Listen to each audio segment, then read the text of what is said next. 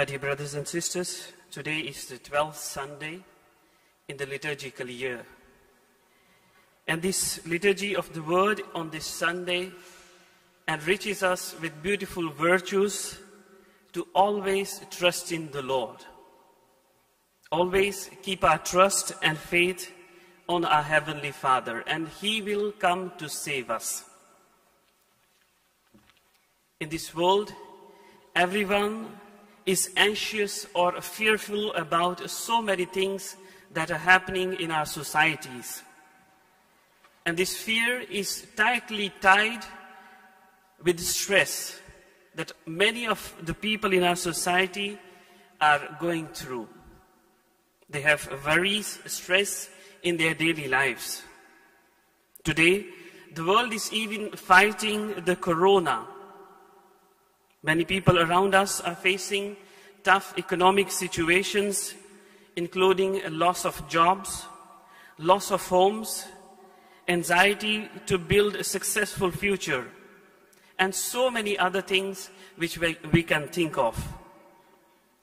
But when we experience fear or anxiety in our lives, we tend to underestimate God's power, that what He can do.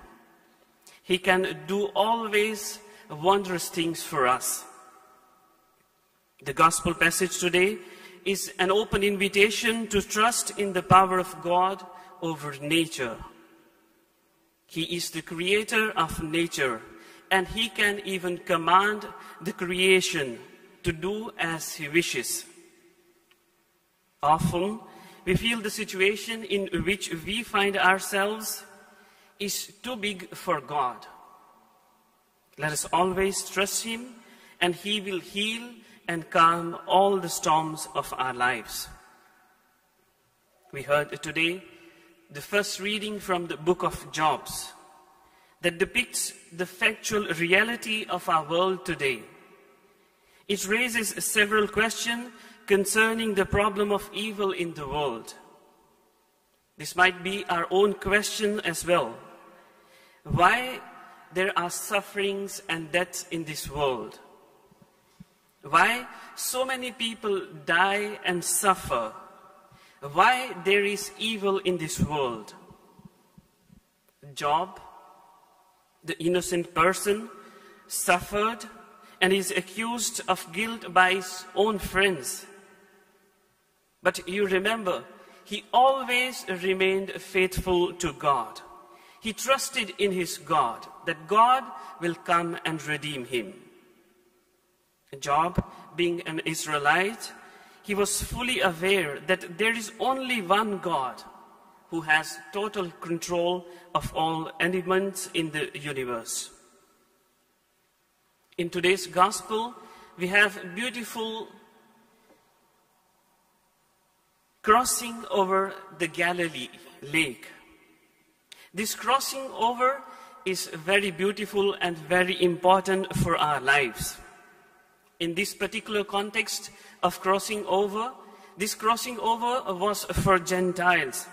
That Jesus and His disciples, they are crossing over from Nazareth to go to the other side to preach the good news to the Gentiles. There are other cities of Gentiles on the other side of lake. But always remember, for crossing over, we need to row against the currents.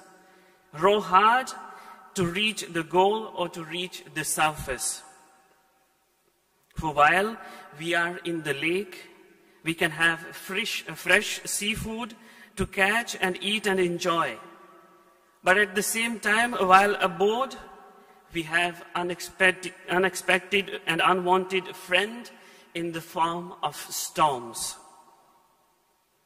And the Lake of Galilee is known for its sudden arousal of storms because it is surrounded by mountains. And the air, the strong air, forms a whirlwind, and it can toss the boats upside down in few minutes. Dear friends, these storms can really shake our beings as well. These storms can change the perspective of our lives. We may not go through this physical storm as the disciples did, but we all have been through many storms in our own lives. Storm of sickness, of losing a job, failure at our work, personal weaknesses, death of a beloved one, accidents, depression, hopelessness. The places where we feel hopelessness, that is the storm for you and for me. Dear friends, many faithful today demand that in such difficult and confused and frightened situations, how can we find place with Jesus? How can we experience the presence of Jesus? It looks as if he is not with us. It looks as if he is fast asleep. It looks as if he is far away and does not really care for the struggle of people. But dear friends, the storms have taken control over us, and the enemy maybe is torturing our lives. But then come the Savior in those storms of our daily lives.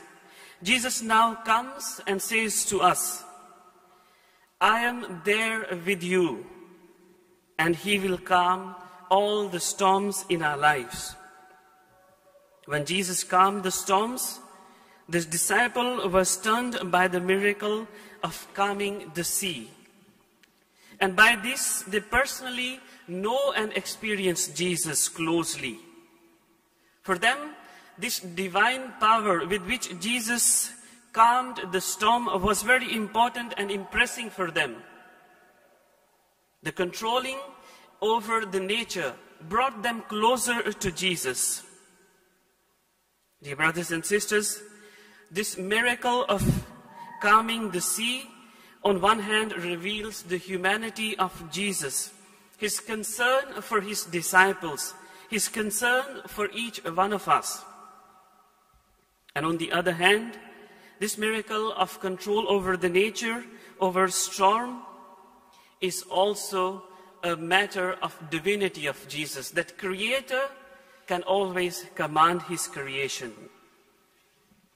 No matter how doubtful we may feel, Jesus is still in complete control, and he has control over everything. Understanding God means that he can calm the storms that we face in our lives, if we only have a little faith, a faith like mustard seed. Amen.